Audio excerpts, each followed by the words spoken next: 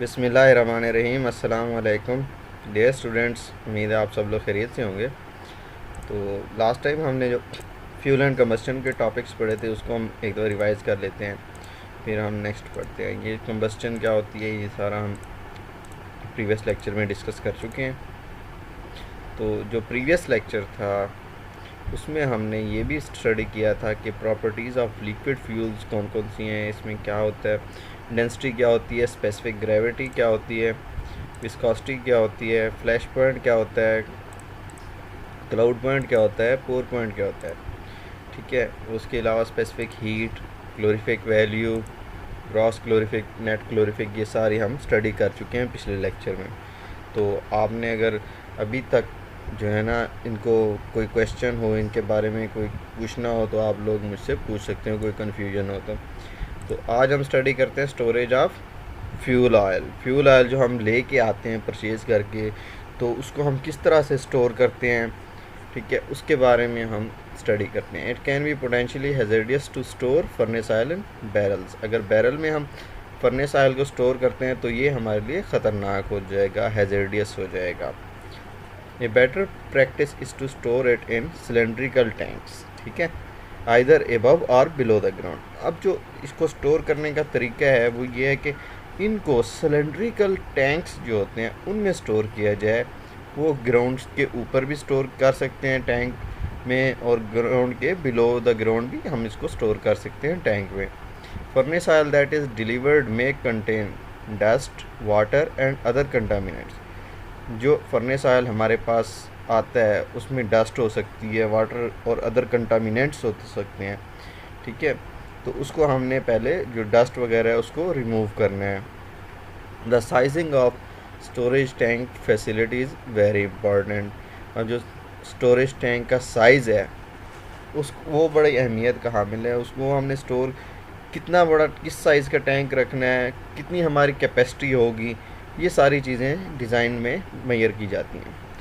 A recommended storage estimate is to provide for at least 10 days of normal consumption.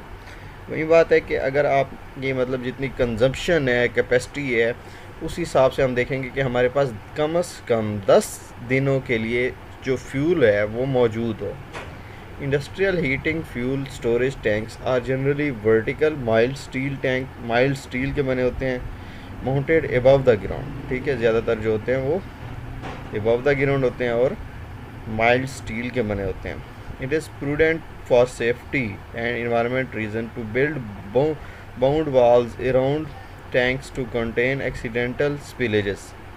अगर कोई leakages होती हैं tank में तो उससे प्रोटेक्शन के लिए, क्योंकि ऑयल है, फ्यूल है, तो वो आसानी से आग पकड़ सकता है और हैज़ार्डियस है, वो नुकसानदेह हो सकता है। तो इसलिए वो किया जाता है कि वो जो टैंक्स हैं सिलेंड्रिकल टैंक्स, उनके अराउंड वॉल्स बना दी जाती हैं, दीवारें दी जाती हैं, ताकि अगर कोई स्पिलेजेस हैं, कोई लीकेजेस हैं तो उसको कवर किया जा सके, तो वो बाहर ना आ सके। As a certain amount of settlement of solids and sludge will occur in tanks over time. Cleaning should be carried out at regular intervals annually for heavy fuels and every 2 years for light fuels. अब जो tanks हैं उनकी cleaning की जानी चाहिए। अगर heavy fuels हम use कर रहे हैं तो साल में एक दफ़ा, अगर लाइट फ्यूल्स यूज़ कर रहे हैं तो साल में 2 साल में एक दफ़ा। A little care should be taken when oil is decanted from the tanker to storage tank. अब जो टैंकर लेके आते हैं उससे हमने जब स्टोरेज टैंक में इसको पहुंचाना है किसी पाइपलाइन के ज़रिए, किसी पंप के ज़रिए, तो हमने उसका ख्याल रखना है कि जो हमारा टैंक है उससे जो हमारा टैंकर लेके आया है उसके दरमियान जो पाइपलाइन है, जॉइंट्स हैं, उनमें कोई लीकेजेस वगैरह ना हो। All leaks from the joints, flanges and pipes must be attended at the earliest. अगर उसमें कोई लीकेज है तो सबसे पहले उनको ठीक किया जाना चाहिए। Fuel oil should be system. Combustion system में ले जाने से पहले इसके अंदर, फ्यूल के अंदर जो डस्ट पार्टिकल्स हैं उनको पहले रिमूव कर दिया जाना चाहिए। अगर हाँ, ये इम्पॉर्टेंट एक पॉइंट है कि अगर loss of every drop of oil every second can cost you over 4000 liters a year. अगर एक ड्रॉप भी हर एक सेकंड में वेस्ट हो रहा है, लीक हो रहा है, तो इसका मतलब ये है कि आपका 4000 लीटर जो है ना वो ज़ाय हो जाएगा एक साल में। एक ड्रॉप की लीकेज से इतना नुकसान हो सकता है। Removal of contaminants.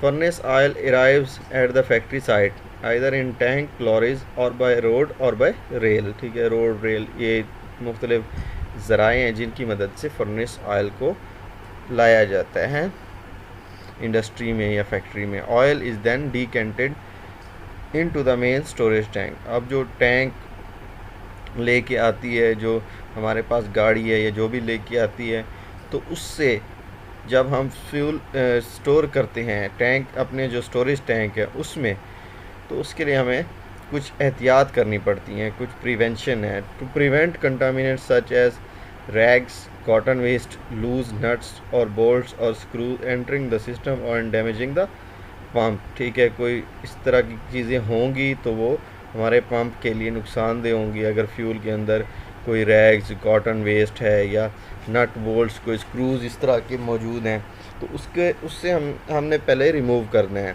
वो किस तरह रिमूव करेंगे? वो जो बड़े साइज़ के नट्स एंड बोल्ट्स हैं वो सारे तो मैश साइज़ के ज़रिए रिमूव हो जाएंगे। 10 मैश साइज़ है। मैश साइज़ तो ये होता है कि पर लीनियर स्क्वायर इंच में होल्स की तादाद, number of holes in per linear square inch, not more than 3 holes per linear inch, is position on the entry pipe to the storage tank. ठीक है, वही बात है। Sorry. Progressively finer strainers should be provided at various points in the oil supply system to filter away the final contaminants such as external dust and dirt, sludge और free carbon। ठीक है, अगर फाइनर कुछ स्ट्रेनर्स जो हैं, जो sieves हैं, जो मैश साइज जिनका ज़्यादा है, वो यूज़ किए जाते हैं डर्ट और कार्बन, फ्री कार्बन और इन चीज़ों को रिमूव करने के लिए। It is advisable to provide these filters in duplicate to enable one filter to be cleaned while another is maintained। हाँ, अगर हमने एक फ़िल्टर को क्लीन करना है, ये आप फिगर देख लें। ठीक है, इससे आपको सारी समझ लग जाएगी। यहाँ से हमारा इनलेट है, जो फ्यूल हमारा टैंकर से आ रहा है, जिसको हमने साफ़ करना है, फ़िल्टर करना है। यहाँ पे आगे 2 लाइनें हैं, एक इस साइड पे है और दूसरी इस साइड पे है, तो फ्यूल दोनों साइडों पे जाएगा। ठीक है, अब एक फ़िल्टर को हमने अगर क्लीन करना है तो हम क्या करेंगे, इस वाल्व को, इन 2 वाल्व्स को ओपन कर लेंगे। ये फ़िल्टर हम यूटिलाइज़ करेंगे, ये दरमियान में ये जो लगा हुआ, इसको हम यूटिलाइज़ करेंगे और इसको हम ये दोनों वाल्व्स क्लोज करके ये फ़िल्टर हम चेंज कर लेंगे। ये फ़िल्टर चोक हो सकता है, ये फ़िल्टर जो है ना कोई इशू कर सकता है, तो इस वजह से हम क्या करेंगे, इस फ़िल्टर को, अगर हमने एक फ़िल्टर को रिप्लेस करना है तो दूसरी लेग ओपन कर देंगे दोनों वाल्व्स, तो दूसरा फ़िल्टर यूटिलाइज़ होना शुरू। तो पहला जो वाल्व है इसको हम कर लेंगे क्लोज़। ठीक है, ये हमारे पास इनलेट आई। इनलेट के बाद ये 2 हिस्सों में आगे डिवाइडेड है, तो 2 हिस्सों में डिवाइडेड होने की वजह से हमें ये एडवांटेज है कि अगर एक फ़िल्टर हमारा कोई चोक कर जाता है या ख़राब हो जाता है तो हम उसको रिप्लेस कर सकते हैं बग़ैर सिस्टम को बंद किए। हमें सिस्टम को बंद करने की ज़रूरत नहीं होती। अब होता ही है कि पहले एक लेग चल रही होती है, 2 लेग्स आगे ये दिखाई गई हैं। फ़र्ज़ करें ये दोनों वाल्व्स जो हैं ये क्लोज़ हैं।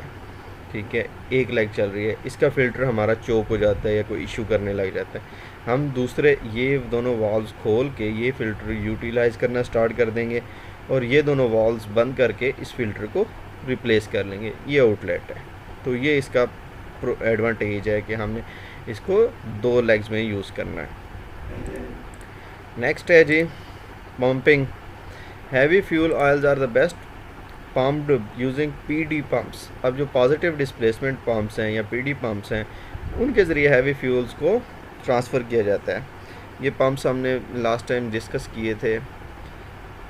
As they are able to get fuel moving when it is cooled. A circulation gear pump running on LDO should give between 7,000 to 10,000 hours of surface. Diaphragm pumps have a shorter service life but are easier and less expensive to repair.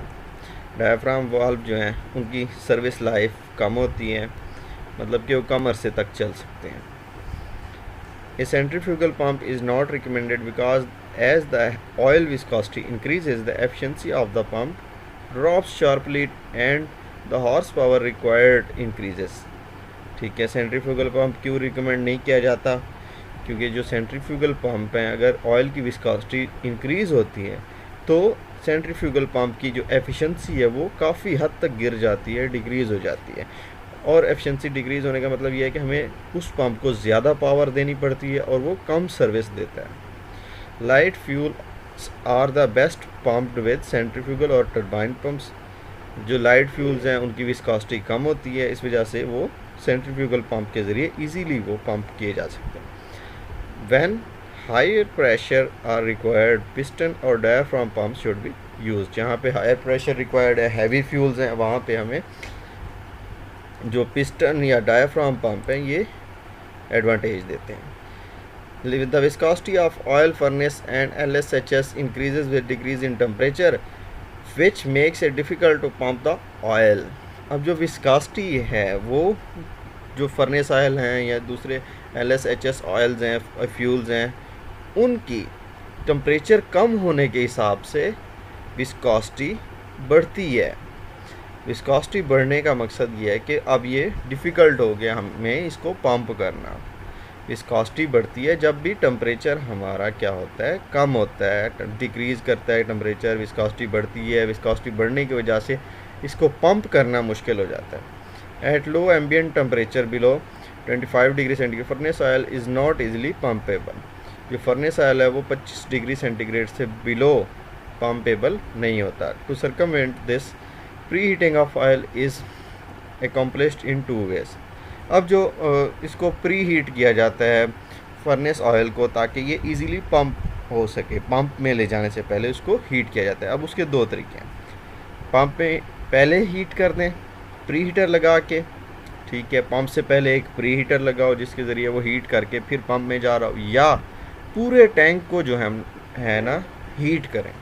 पूरे tank को भी heat कर सकते हैं और pump से पहले एक प्री हीटर लगा के भी हम हीट करके पंप में दे सकते हैं अपना furnace oil. The entire tank में be pre heated in this form of bulk heating. Steam coils are placed at the bottom of the tank which is fully insulated। ठीक है, जो टैंक है जिसमें हमने स्टोर किया हुआ है ऑयल, फर्नेस ऑयल, उसके नीचे हम कॉइल्स लगा देते हैं, हीटिंग कॉइल्स, जो क्या करते हैं कि टैंक को, पूरे टैंक के ऑयल को हीट कर देती हैं। The oil can be heated as it flows out with a outflow heater to reduce steam requirement। It is advisable to insulate tanks where bulk heating is used। ठीक है, उनको insulate करना चाहिए। Insulate का पता है कि आपको हीट लॉस ना हो इन्वायरमेंट सराउंडिंग के साथ।